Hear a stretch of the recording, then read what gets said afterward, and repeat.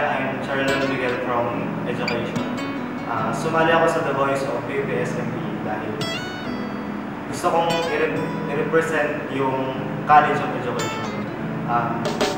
And then, nung blind audition, hindi din ako nag-expect, katulad ng iba, na may haharap. Pero, fortunately, meron naman, kahit isa. And then, siguro sa loob ko, tuwan-tuwa ako syempre.